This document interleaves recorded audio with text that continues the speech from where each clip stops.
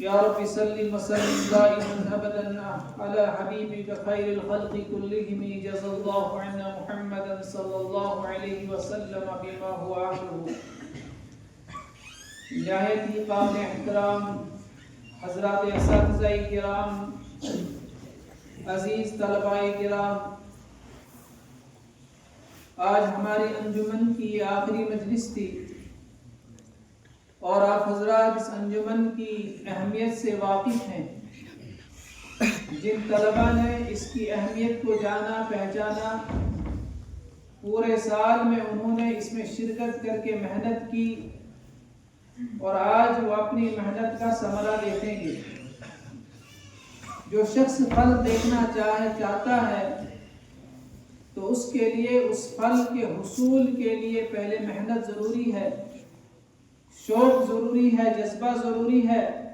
حضرت عبداللہ بن مسعود رضی اللہ تعالی عنہ فرماتے ہیں لِكُلِّ زَارِعٍ مَا زَرَعَ، ہر کھیتی کرنے والے کو وہی ملے گا جو اس نے کھیتی کی۔ کس کو ملے گا؟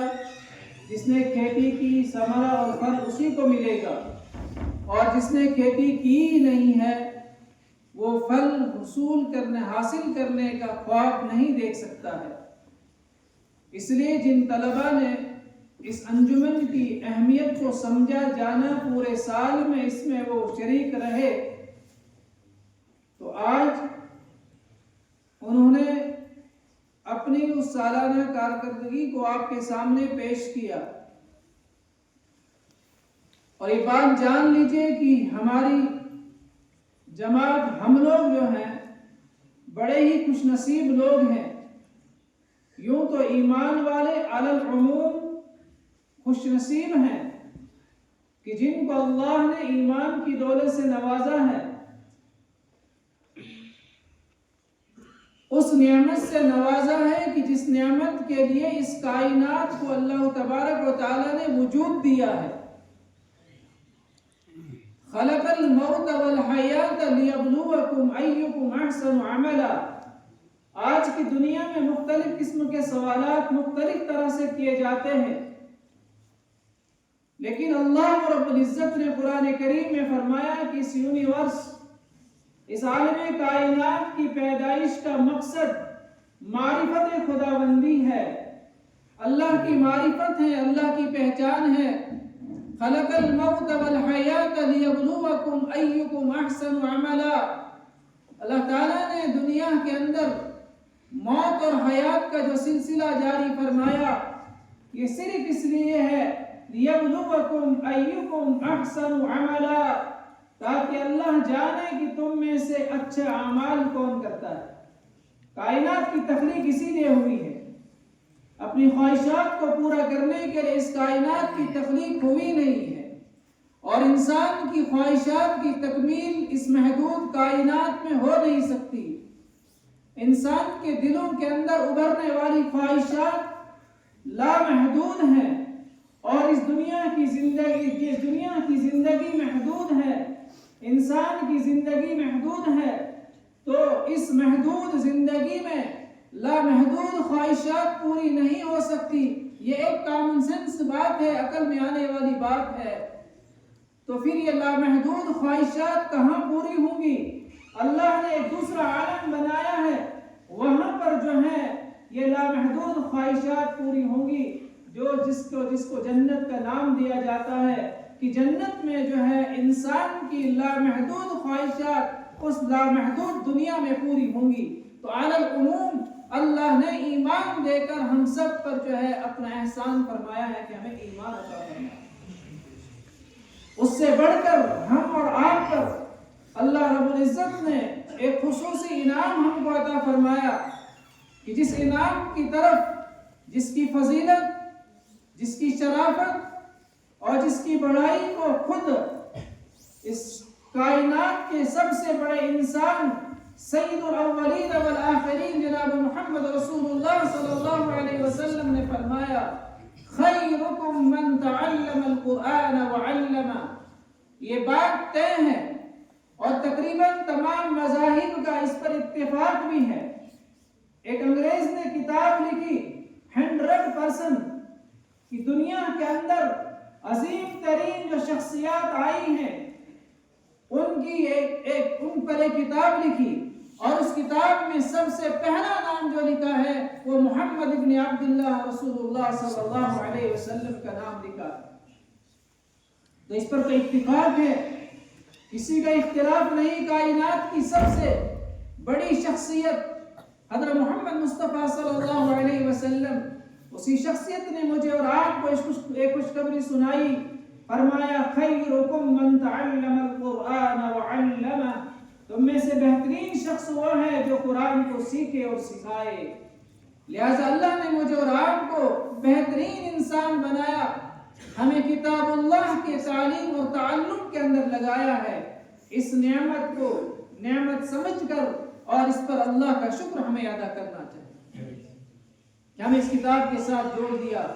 ہمارے دن اور رات اس کتاب کے ساتھ گزرتے ہیں، اس کتاب کے پڑھنے پڑھانے میں، سمجھنے سمجھانے میں ہمارے لیل اور نہار اس کے اندر گزرتے ہیں، اور تا حیات اللہ پاک ہمیں اسی محبوب مشغلے کے ساتھ لگاتے رہے۔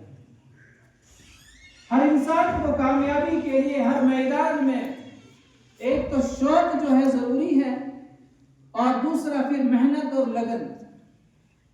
یہ انجمن جو ہے یہ ہمارے لیے بہت اہم ہے، ہمارے کندھوں پر بہت بڑی ذمہ داریاں ہیں۔ ہم جو علم حاصل کر رہے ہیں یہ علم ربانی ہے، ہمارے پاس جو علم قرآن کی شکل میں ہے، حدیث کی شکل میں ہے، یہ براہ راست اس انسان کے بنانے والے کی طرف سے ملا ہے ہمیں۔ یہ دنیا کے دانشوروں نے اس کو ایجاد نہیں کیا ہے، بلکہ ہمارے پاس جو علم ہے یہ علم براہ راست اللہ کی طرف سے آیا ہے، وحی کے ذریعے سے آیا ہے، اللہ کی طرف سے آیا ہے۔ تو اس کو سیکھنے اور سکھانے کی ذمہ داری ہے امت کی، اور دوسری ذمہ داری امت تک پہنچانے کے لیے، اس پہنچانے کے لیے معافی ضمیر ادا کرنے کے لیے انداز بیان کا صحیح ہونا ضروری ہے، انداز بیان کا طرز تکلم صحیح ہونا ضروری ہے۔ حضرت موسیٰ علیہ السلام کو جب حکم ملتا ہے کہ تم فرعون کے پاس توحید کی دعوت لے کر جاؤ، تو حضرت موسیٰ علیہ السلام نے فرمایا، ایک عذر بیان کیا تھا، وہ عذر یہ بیان کیا تھا کہ وَلَا يَنْطَلِقُ لِسَانِي، کہ میری زبان نہیں چلتی ہے، اور ہارون علیہ السلام جو ہے وہ افصح منی، وہ مجھ سے فصیح ترین ہے، افصاح ہے، زیادہ صاف ستھرا بولنے کی صلاحیت ان کے پاس ہے، لہذا آپ ان کو بھی میرے ساتھ بھیجئے، ان کو بھی نبی بنائیے۔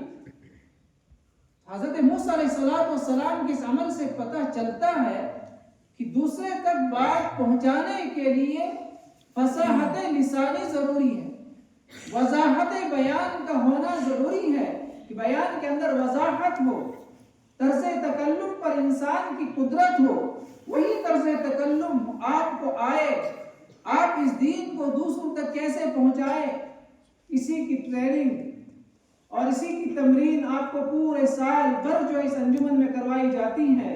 جو طلبہ اس میں شریک ہوتے ہیں تو یقیناً جو شرکت کریں گے، سال بھر محنت کریں گے، وہ کامیاب ہوں گے، اور جب مدرسے کی چار دیواری سے نکلیں گے، ان کے کندھوں پر جو ذمہ داری ہے تم خیر امت اخرجت للناس کی، کہ تم بہترین امت ہو، تم لوگوں کی نفع رسانی کے لیے نکالے گئے ہو، اور لوگوں کی نفع رسانی کس میں ہے؟ اس چیز میں ہے جو چیز ان کے ساتھ قبر میں جائے گی، جو چیز ان کے ساتھ آخرت میں جا کر وہاں کامیابی دلائے گی، وہ چیز تم امت کو دینے والے ہو۔ مادی چیزیں جو ختم ہو جانے والی ہیں، ہمیں انسان کو ہماری اللہ نے یہ ذمہ داری یہ نہیں دی ہے کہ مادیت کی ذمہ داری ہمارے کندھوں پر نہیں رکھی ہے کہ بھئی تم ایسی کوشش کرو کہ رزق رسانی تمہاری ذمہ داری نہیں ہے، تمہاری ذمہ داری علم ربانی کو دوسروں تک پہنچانا ہے۔ اس علم ربانی کو دوسروں تک پہنچانے کے لیے جو ہے طرز تکلم اور بیان کا سیکھنا ضروری ہے، اور یہ سب سے بڑی ذمہ داری جو ہے علماء کرام کی ہے کہ دین کی دعوت کو دوسروں تک پہنچانے کے لیے۔ اس لیے قرآن نے فرمایا ولولا نفر من كل فرقة منهم طائفة ليتفقهوا في الدين ولينذروا قوم إذا رجعوا إليهم. ہماری ذمہ داری ہے اس دین کو دوسروں تک پہنچانا. تو دوسروں تک پہنچانے کے لیے دو بڑی طاقتیں ہمارے پاس ہیں. ایک ہے طاقت قلم کی طاقت سے ہم اس دین کو دوسروں تک پہنچائیں گے, اور ایک ہے زبان کی طاقت, اس کے ذریعے سے دین کو دوسروں تک پہنچائیں گے. اسی زبان کی طاقت کو پیدا کرنے کے لیے, بیان کو سیکھنے کے لیے ہماری اس انجمن کا انعقاد اس جو ہے مدرسہ قیاموں میں ہوا ہے کہ بھائی ہم سال بھر اس کے اندر محنت کریں اور اپنی زبان کی اصلاح کریں, بولنا سیکھیں. پھر جب چار دیواری سے نکلیں گے تو یہ دین کو ہم دوسروں تک پہنچائیں گے, اور وہ پہنچانا ہمارے لیے آسان ہوگا. اس پہنچانے کی ذمہ داری کو ہم بحسن خوبی اور اچھے انداز سے دوسروں تک پہنچانے کی ذمہ داری کو ادا کر سکیں. اس لیے انجمن ہوتی ہے اور یہ ہماری ذمہ داری ہے. حضرت عبداللہ بن مبارک رحمہ اللہ کا قول ہم آپ کو اکثر سنایا جاتا ہے کہ اول العلم النیہ, علم کے لیے سب سے پہلی ضروری چیز جو ہے وہ نیت کی اصلاح ہے, کہ نیت صحیح ہو, کہ نیت یہ ہو ہم اس علم ربانی کو, ہم اس علم کو اس لیے سیکھ رہے ہیں کہ ہمارا اللہ ہم سے راضی ہو جائے, اور پھر اس علم کو اپنے اساتذہ سے اچھی طریقے سے غور سے سنیں. یہ علم آئے گا تعلیم اور تعلم کے راستے سے, استاد اور شاگرد بن کر آئے گا. یہ علم شاگرد استاد کے سامنے رہے گا, وہاں اس کو علم بھی دیا جائے گا, اس کی تربیت بھی ہوگی. آج کے سوشل میڈیا کے ذریعے سے جو علم کی باتوں کو نشر کیا جا رہا ہے, وہ علم تو آ سکتا ہے, معلومات آ سکتی ہے, تربیت نہیں ہو سکتی ہے, لیکن ہمارے ان مدارس کے اندر علم بھی دیا جاتا ہے اور تربیت بھی ہوتی ہے.